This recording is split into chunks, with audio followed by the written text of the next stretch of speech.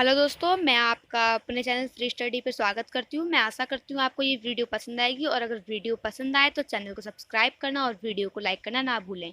तो आज की हम इस वीडियो में पढ़ेंगे कि चैप्टर फोर्थ, क्लास 12 का चैप्टर फोर्थ, विचारक, विश्वास और इमारतें। चैप्टर का नाम है, मतलब लेसन का नाम है विचारक, विश्वास और इमारतें। जैसा हम एनसीईआरटी में पढ़ेंगे इसको, तो पहले ही वर्ड आएगा स्तूप। तो अब हम ये जानेंगे कि स्तूप होता क्या है। तो स्तूप का शाब्दिक अर्थ है किसी वस्तु का ढेर। आगे के टॉपिक में आपको ये पता लगेगा कि स्तूप की डेफिनेशन क्या है, इसकी मतलब इसकी प्रॉपर डेफिनेशन क्या है, लेकिन इसमें अभी इसका शाब्दिक अर्थ है किसी वस्तु का ढेर। स्तूप, जैसे हमने एक एग्जाम्पल लिया है सांची का स्तूप। आपको ये इमेज दिख रही होगी क्लियर, ये कहाँ है, कहाँ का स्तूप है, ये सांची का स्तूप है। तो ये है सांची का स्तूप। आपको समझ में आ रहा होगा इससे कि स्तूप क्या होता है। जो ऐसे बने होते हैं इमारतें, उसे हम स्तूप कहते हैं। तो हमने पहले ही लिया है कि स्तूप क्या होता है। मतलब स्तूप तो हो गया। अब हमारा ये है कि हमारा ये एग्जाम्पल था सांची का स्तूप, और बहुत सारे स्तूप हैं। तो अब हम इसके बारे में पढ़ेंगे कि सांची का स्तूप क्या था। सांची का जो स्तूप था वो कहाँ पे था, भोपाल में एक जगह, सांची भोपाल में एक जगह का नाम है जो एमपी यानी मध्य प्रदेश में स्थित है। मध्य प्रदेश के अंदर भोपाल है एक जगह, भोपाल के अंदर एक सांची है, वहां पे ये स्तूप स्थित है। यानी सांची भोपाल में एक जगह का नाम है और यह मध्य प्रदेश में स्थित है। सांची एक प्राचीन स्तूप है। जो सांची का स्तूप है वो प्राचीन यानी बहुत पुराना स्तूप है, जो कि अपनी सुंदरता के लिए काफी प्रसिद्ध है। मतलब वो इतना सुंदर है, इतना सुंदर है कि वो मतलब प्रसिद्ध है यानी फेमस है। सांची का यह प्राचीन स्तूप महान सम्राट अशोक द्वारा बनवाया गया था। ये क्वेश्चन आ सकता है कि सांची का स्तूप जो था वो किसके द्वारा बनवाया गया था। तो सांची का स्तूप महान सम्राट अशोक द्वारा बनवाया गया था। इस स्तूप का निर्माण, ये भी पूछ सकता है एक नंबर में कि इस स्तूप का निर्माण कौन सी शताब्दी में हुआ, कौन सी शताब्दी ईस्वी पूर्व में हुआ। तो तीसरी शताब्दी ईस्वी पूर्व में इसका निर्माण हुआ था।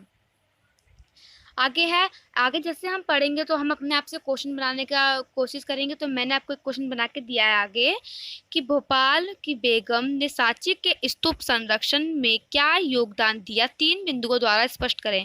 यानी कि जो भोपाल की बेगम थी, भोपाल जहाँ पे ये स्तूप था, तो उन लोगों, वहाँ की जो बेगम थी, उन्होंने इसकी संरक्षण यानी बचाव के लिए, जो स्तूप को बचाव के लिए इसने क्या किया था, वहाँ की बेगमों ने।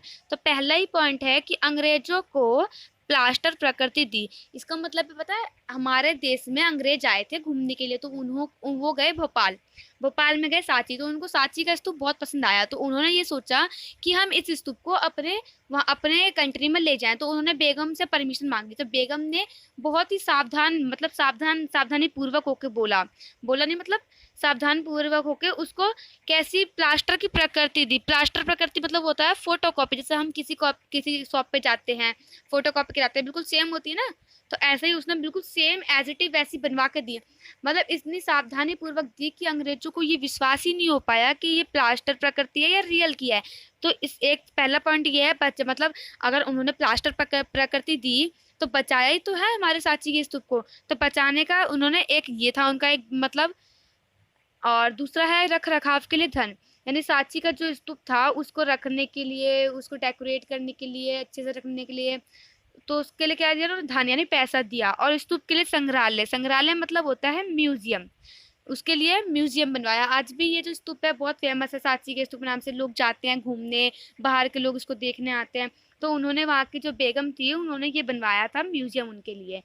किसके लिए, सांची के स्तूप के लिए। तो ये 3 बिंदु हैं, इन 3 बिंदुओं से ये स्पष्ट होता है कि भोपाल की बेगम ने सांची के स्तूप की संरक्षण किया था। कैसे किया था, इन 3 बिंदुओं के माध्यम से हमें ये पता लग जाएगा। और हमारा नेक्स्ट क्वेश्चन है कि ईसा पूर्व प्रथम सहस्त्राब्दी का काल इतिहास में महत्वपूर्ण क्यों माना जाता है।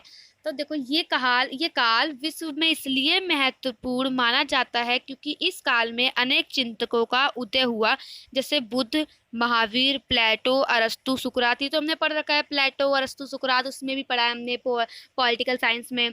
तो ऐसे जो चिंतक थे उनका इस शताब्दी में यानी इस काल में उनका क्या हुआ था, चिंतकों का उदय हुआ था इस काल में। तो ये इसीलिए ये जो होता है ईसा पूर्व प्रथम सहस्त्राब्दी का काल महत्वपूर्ण माना जाता है।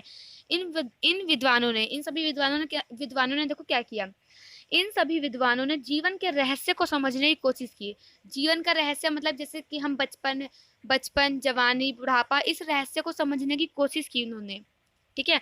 अब अगला ही हमारा टॉपिक आता है एनसीईआरटी की बुक में से, जैसे हम देखें तो यज्ञ की परंपरा, कि उस टाइम पर जब यज्ञ होते तो उसकी परंपराएं क्या होती थी। तो पहली परंपरा जैसे हम जानेंगे कि हमें सबसे पहले तो हम जानेंगे कि इसके सोर्स क्या है, हमें ये जो परंपरा है इसकी जानकारी मिलती कहाँ से है। तो पहला ही पॉइंट है हमारा ये कि यह परंपरा यानी यज्ञ परंपरा की जानकारी हमें ऋग्वेद से मिलती है।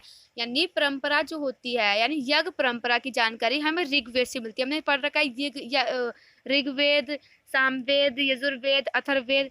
तो इस यज्ञ से, इस वेद से यानी ऋग्वेद से हमें यज्ञ की परंपरा की जानकारी मिलती है। सेकंड पॉइंट है हमारा कि ऋग्वेद के अंदर अग्नि, इंद्र, सोम आदि देवताओं की पूजा करते हैं। मतलब इस जो ऋग्वेद के अंदर ये सब बताया जाता है, इसका हम अगर हम अध्ययन करेंगे तो हमें ये बताया जाएगा कि किस किस की पूजा करते हैं, वो किस किस की पूजा नहीं करते थे, हैं। और अगला ये हमारा पॉइंट है इसी के साथ कि यज्ञ के समय लोग मवेशी, बेटे, स्वास्थ्य और लंबी आयु के लिए प्रार्थना करते थे। मतलब जिस टाइम पर लोग यज्ञ करते थे तो यज्ञ के समय लोग अपने बेटे की लंबी आयु के लिए, अपने घर के स्वास्थ्य के लिए और लंबी आयु के लिए प्रार्थना करते थे। और जैसे हम सब भी जानते हैं, हम अगर पूजा करते हैं, हवन कराते हैं, तो हम खुद भी यही चाहते हैं कि हमारी फैमिली खुश रहे और मतलब सबकी लंबी आयु करते हैं। जैसे हमारा बेटा, हम पूछ लेंगे, बोलेंगे कि हमारा बेटा लंबी आयु तक जिए, पति की लंबी आयु।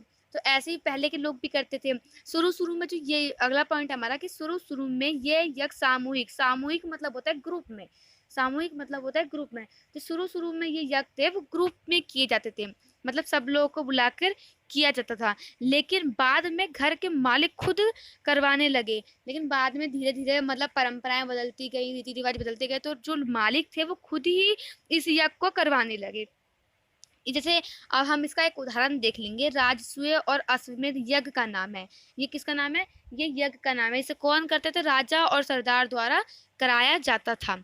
ये यज्ञ जो थे ये राजा और सरदार द्वारा कराया जाता था। अब हमारा अगला क्वेश्चन है कि ब्राह्मणवाद क्या मानते थे। जैसा हम अगर एनसीईआरटी में से पढ़ेंगे तो वो लाइन वाइज सीरीज दे रखे, लेकिन मैंने इसमें आपको क्वेश्चन के फॉर्म में समझा रखा है, इससे आप अपनी कॉपी में भी नोट्स कर सकते हैं इसे। तो ब्राह्मणवाद क्या मानते थे और इसका विरोध किसने किया? देखो, ब्राह्मणवाद क्या मानते थे? ब्राह्मणवाद यह मानते थे कि किसी व्यक्ति का अस्तित्व उसकी जाति और लिंग से निर्धारित होता है। यानी किसी व्यक्ति का अस्तित्व, अस्तित्व यानी होता है जैसे कोई व्यक्ति है तो वो कैसे पता लगेगा? तो उसकी जाति और लिंग से, मतलब अगर वो इस जाति में पैदा हुआ तो वो अमीर है, यहाँ पैदा हुआ तो वो गरीब है। अगर वो लिंग मतलब जैसे मान लो स्त्रीलिंग, अगर वो स्त्रीलिंग है मतलब फीमेल है तो कमजोर है, उसकी दिमाग नहीं है, ऐसे बोलते ना। मतलब पहले लोगों की सोचती कि जो मानसिक रूप से कमजोर होती हैं लड़कियां, तो यही सब था। ठीक है, ब्राह्मणवाद ये मानते थे। अब हम देखेंगे कि इसका विरोध किसने किया, इसका विरोध किसने किया। तो इनका विरोध किसने किया? महावीर बुद्ध ने किया।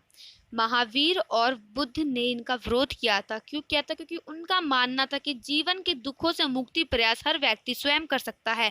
उनका मानना था कि जीवन के जो दुख होते हैं, अब दुख और सुख, ये दुख सुख का चक्र चलता रहता है। जैसे हमारा जीवन है, हम जैसे जिंदा होते हैं, पैदा होते हैं, जो बचपन बचपन है हमारा, उसका जवानी, बुढ़ापा, फिर मरना, जैसे ये चक्र है। तो महावीर बुद्ध का मानना था, महावीर जी का और बुद्ध का मानना था कि जो ये मुक्ति का चक्र है, मुक्ति का चक्र यानी दुख से सुख, सुख से दुख, दुख से सुख, तो ये हर किसी के लाइफ में चलता रहता है। तो यही लिखा है कि जीवन के दुखों से मुक्ति का प्रयास, यानी मुक्ति का प्रयास ट्राई करना हर व्यक्ति स्वयं कर सकता है। ऐसा तो नहीं कि किसी की जिंदगी में दुख है तो दुख ही रहेगा, तो सुख भी आएगा, तो वो खुद ही करे ऐसा कि उसके जीवन में सुख आए, वो इससे दुख से मुक्ति पाने का खुद प्रयास करे। तो आज की वीडियो में इतना ही। अगर आपको वीडियो पसंद आया तो वीडियो को लाइक करना, शेयर करना और कमेंट करना ना भूले। और प्लीज